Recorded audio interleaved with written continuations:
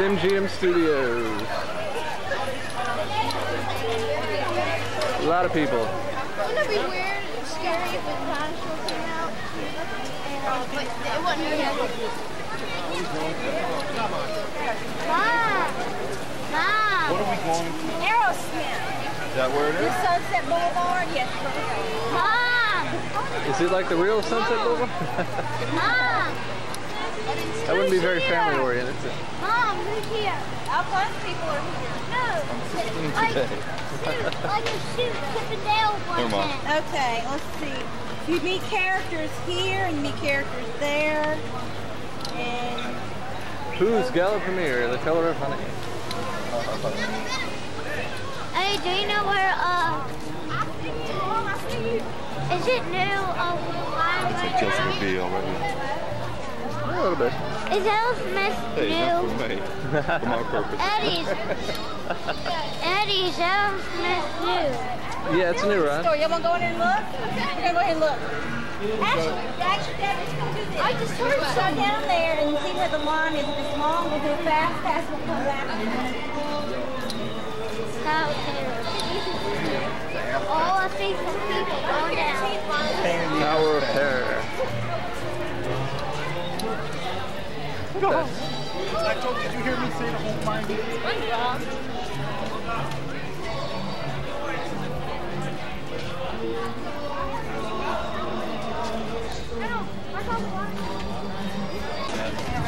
Aerosmith Rock and Roller Coaster.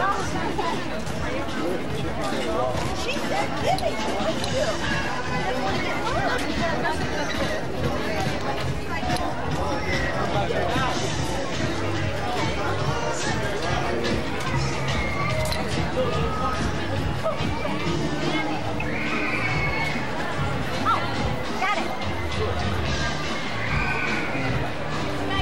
It's indoor, that's pretty. But how did you go from the cartoon to live? Gorilla.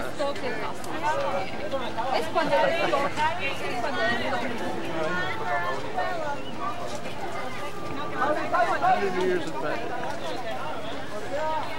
Lauren, right here, baby. Little Cruella. I look like Cruella. It's like Cruella. Smell of So how does it, what is it 100 years of? Magic. Can't read that. I think it would have been Walt's 100th birthday. Okay. They ain't been open that long. 100 years since he created. I know they've been open that long, they hadn't, Mickey hadn't been around that long. No, Mickey's been like 30, 20. Yeah, 20s or 30s. I don't want to take a picture. You can video. Go. I'll wait for you.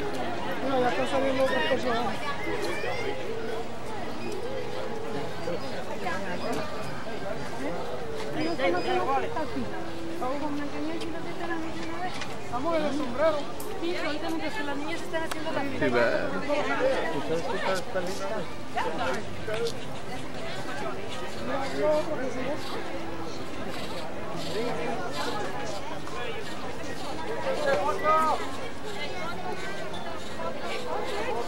Look at that. Look at Uncle Eddie. Okay. Let's go. Okay. The Tower of Terror. 15 minutes. Huh? She said it's not 15 minutes. Quicker than that. Why is so old? Because this is an old hotel. That's why the elevator's broken. The elevator's broken. Supposedly everything in the lobby here has something to do with an old episode. Really? Object. I'm not sure what's what. Spectacles from the guy that wanted to read. I can't see one.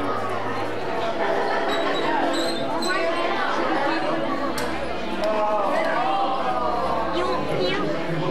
Eddie? Huh? Debbie, come up here with me. Well, I can't. Okay. Will you, Eddie, will you peel? No, I'm not I going to have Boston's too. 4.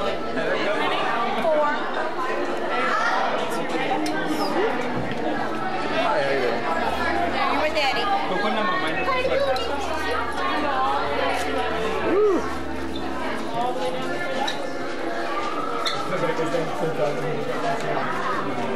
Times on this battery are drastically jumping.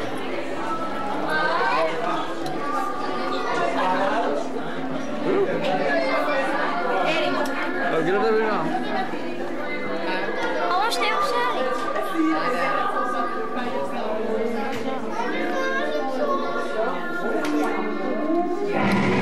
You unlock this door with the key of imagination. Beyond it is another dimension. A dimension of sound. A dimension of sight. A dimension of mind. You're moving into a land of both shadow and substance, of things and ideas. You just crossed over into the Twilight Zone.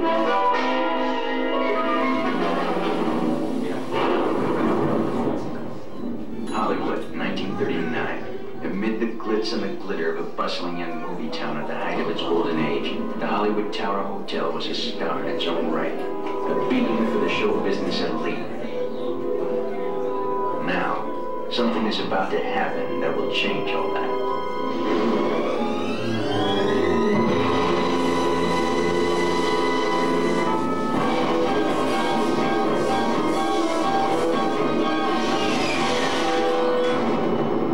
The time is now, on an evening very much like the one we have just witnessed. Tonight's story in the Twilight Zone is somewhat unique and calls for a different kind of introduction.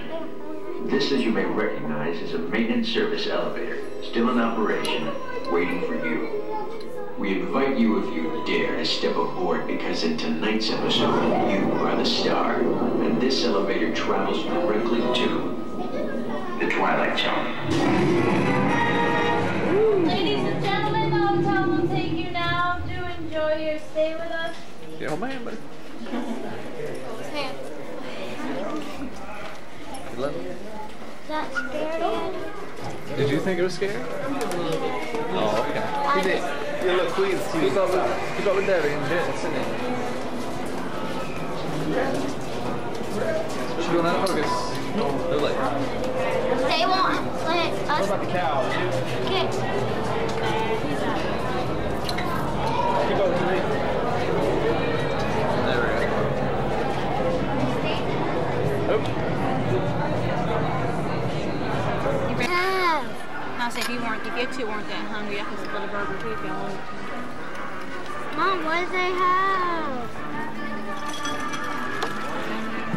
Austin. Stop crying. Stop crying. Stop crying. Wait, Mama. Your mom is. Hey, what is it? Oh no. Austin, the next ride arrives, you're sitting with Daddy, you can't ride, you're coming.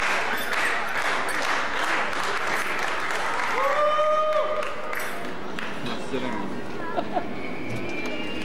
What was that? Bizarre enthusiasm.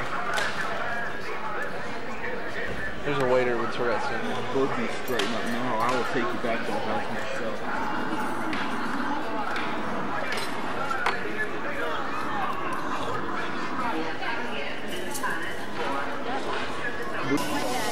Star Tours, Ewok Village, Imperial Locker, no wait, ATST. Everybody. Badass. Where's your parents? For your daddy, I need help. Sorry, I thought that was Austin you were talking to. Whoa, look Austin, look up, What is it? check that out.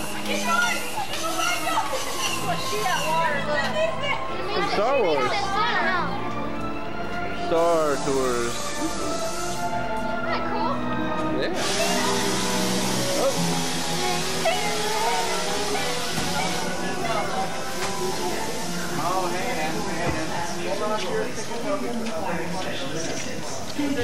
Transport 2, prepare for elevation to best 40 Oh, cool, Eddie. Whoa. Look Stand by over for final systems check. there. Look, the robot. Yeah, C-3PO. Forward lights. Oh, cool, 3PO. Deflector shield. Oh, there's Laser cap. what's his name again? That's R2-D2. Oh, yeah. Man on the door. We'd like to continue the boarding of Flight 55 to Endor. All passengers will be confirmed tickets. I don't know, you can't see it. Run up there, buddy, run.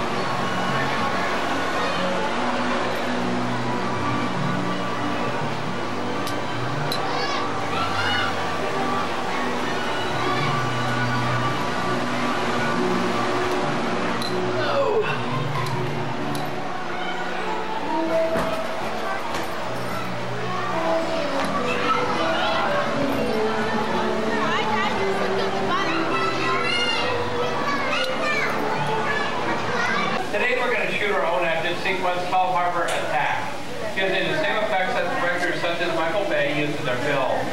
In fact, here's Michael Bay to set the scene. We're not going to be sitting together if you don't come where we are. Come on. Yes, come on. Who's calling? They're looking at it. Are we going to sit? Yeah, no, just watch. For a second, What? Just watch. We're not going to sit? Have the cameras. I'll lean down. Now, if anyone knows serious action, it's certainly Michael Bay. The physical effects moving into the action in the scene include water cannons, which are bullet strikes, which are programmed in time to match the continuity of the visuals and eventually the patterns of the sound effects. And last, probably the most important physical effect is fire, which has to be ignited at its precise moment. Because of all that extra time and money it takes to reset the charges for the explosives, of course, the #1 consideration in the time of the effect is the safety of the actors on stage. Now that brings us to you, ma'am, and your name. Everyone, this is Beth. Now, Beth, you're cast in the role of a mechanic in BT boat, and your scene will take place right inside that engine room. Now follow Ronnie, as she's going to show you your position. Today we have filmed 2 different scenes, which may not have been in order of how they appear in script. Many movies today are filmed out of sequence, which means the actor must react to the situation even before it's filmed. Now that can be very challenging, but the director's job is to find the motivation within that scene. Now Beth, this is your setup. Now pull into your rifle buzz. Just prior to 800 gallons of water coming down the tank, fly in for the chute and slam it into you like a freight train. Now do you have the motivation to hang on? Actually, it's 1,000 gallons of water, and it's a fine line between motivation and fear. Remember, you have to have a sharp underneath you. Can I help that, please, man? Action! Now check those engines to your right, Beth.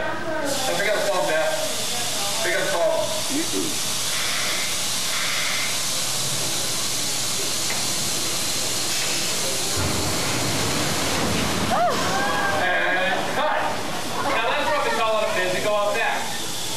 Do a great job. Give her a big round of applause. Get down, buddy. Get down. Okay. Hang in there and act right.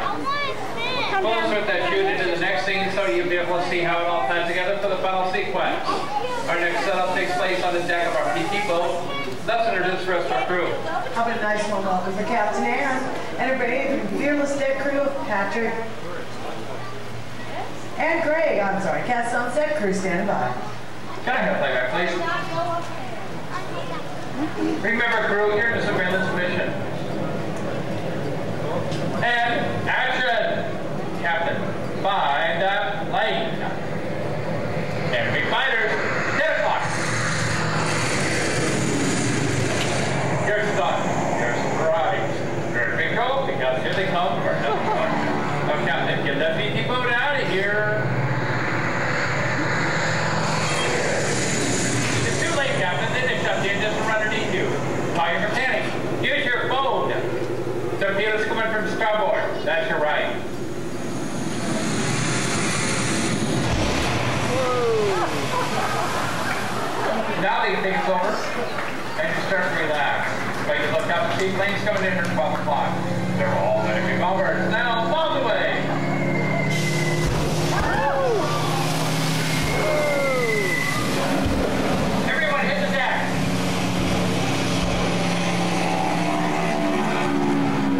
Now they survived aerial attack, you look down and see torpedoes coming from your stern. Under the boat, then, Captain, you point to the audience and yell, "Look out!" And cut! Give them a big round of applause. They did great. Planes, and we made molds and cast these out of fiberglass on a metal framework. Now there were 16 of these top planes in Pearl Harbor, and there were 12 actual flying working aircraft, and then all the other planes you saw in that movie were CGI or computer generated. Now as we come around the bend here, take a look up on the right hand side and up in the sky there, you'll see the symbol and landmark of our studios. That is the award-winning Earful Tower. Yep, it's a water tower capped off with a giant set of Mickey Mouse ears. Each of those ears is about 5,000 pounds and 28.5 feet in diameter. Take a good look, and we're about to head inside for just a couple of moments. Out of the sunshine and into one of the more glamorous areas of our studio. It's our creative costuming department. This is where all of those fabulous gowns and wonderful costumes are put together. Now you can see some examples of the costume designers' art in these display cases on the left. These are actual costumes worn by the stars of recent movies such as Pearl Harbor, The Rookie, The Princess Diaries, The Royal Tenenbaums. Now these were the actual costumes worn by the stars, so you can get a pretty good idea of just how large they are in real life. Yep, they're just normal-sized folk like you and me, although they sure look larger than life on the big screen. Now our wardrobe department has about 250 skilled professionals. Every year they take about 1.5 million yards of fabric and turn it into over 25,000 individual costume pieces.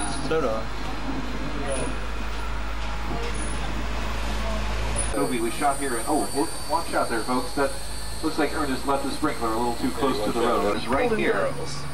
But the interiors were actually on a soundstage way out in Burbank, California, 3,000 miles away. Once you edit the two together, you'd hardly know the difference. Now the Golden Girls had some wacky neighbors called the Westons, and they had their very own series called Empty Nest. This last house on the right, that was the Empty Nest home right there. Kind of a modern structure. Now when you have a backlot such as the one we're driving through, it gives you some advantages. If you were to try and shoot out in real cities or towns, you'd probably encounter a lot of noise and traffic and curious onlookers. Here in the back lot, we're pretty much free of those distractions. Here from My Favorite Martian, and two vehicles from the original Star Wars trilogy. That Sandskip is from The Return of the Jedi, and the Snowspeeder comes from The Empire Strikes Back. There's a miniature tanker truck and Jeep that were featured in the movie Mighty Joe Young. Those are built at 1/4 scale to add some extra dimension to that giant gorilla. This tank was used in Indiana Jones and the Last Crusade. Now the treads on that tank were actually made out of foam rubber instead of metal. That was to make it easier on the stunt actors who had to be tossed down against it. There's a truck from that same movie. A couple of these mine cars were from Indiana Jones and the Temple of Doom. There's a little forklift here, underwater forklift. That was from Bicentennial Man that starred Robin Williams. And you probably recognize Judge Doom's Dipmobile from the Oscar-winning Who Framed Roger Rabbit. That's it right there.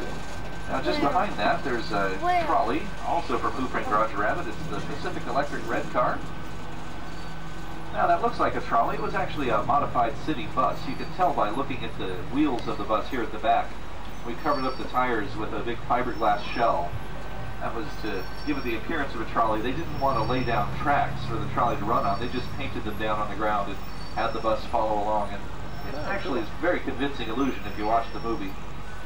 Those three blue cars are also from Roger Rabbit. Now in the movie, it just looks like one car, and it goes through successive situations of damage. Actually, there's 3 different cars in 3 different states of distress for that sequence. That's an employee car. That's not a car kit.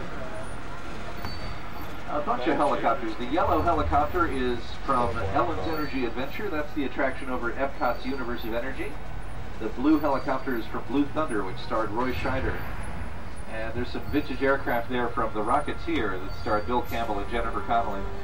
Now this time you can take a look across the canal and you can now see the backside of some of those lovely houses on Residential Street that we passed a couple of minutes ago. Now they don't look nearly as nice from this angle. In fact, all of those architectural details stop just out of camera range. Canceled Disney TV series. We only build what the camera has to see. It's an old Hollywood trick we like to call saving money, actually. Now, Angela's coming to a brief stop here. We're going to see if we can get permission to head up into this next set here. And also the Carousel of Progress. That was from that era. All right.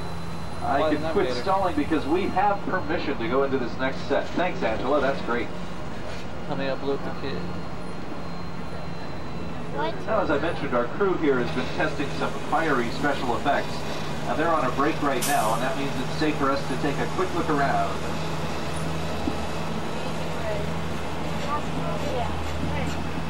This set was designed to resemble an angel sitting there at the end there.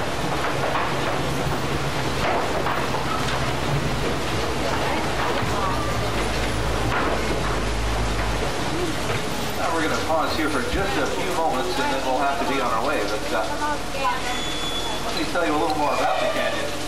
Now we can't see it, but just over our heads there's a big metal platform. That's where they mount the cameras and trigger all the effects from.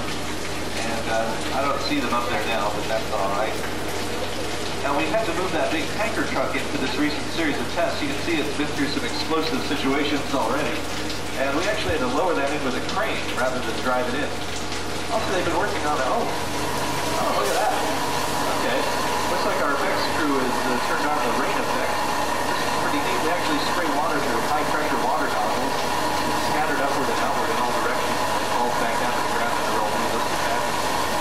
Thanks, guys. Thanks for showing us that. We're going to be on our way now. What? Wait a minute. Oh, wait, hold on, guys. I've got a tour here. Crew. Hello? Oh, my. Folks, you better hang on tight. I think we just became part of the scene. Hang on.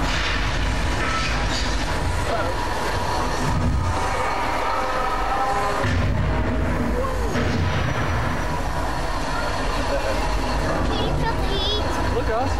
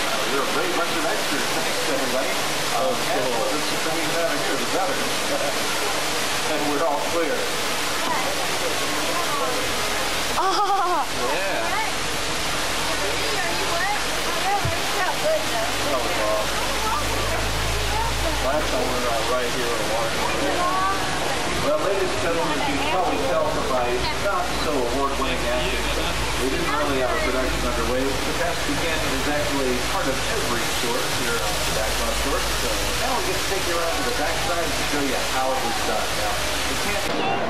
Oh, I'm going to show. Wait, the show is in there. That's what I'm saving my money for. Mom, you remember yesterday? There was a shop in Magic Kingdom last summer, and then Daddy did. Remember yesterday? We had to stick a look at Jonathan and Jill. I gotta get Brittany and Remy something. Well, I'm not with my money. No, we're gonna buy Brittany and Remy something. Well, Remy's his girlfriend. That's mine. Hey, how good is Brittany, girl? Yeah, our daughters. Remy and Brittany are our adopted daughters. Brittany's 11 to 10 and Remy is 6.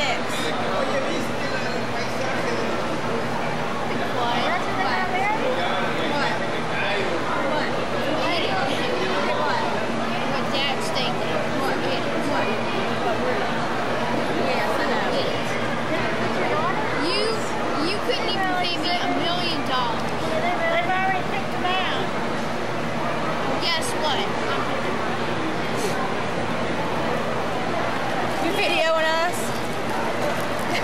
Try to finish this tape out. Get a Coke. Got about 4 minutes left on it.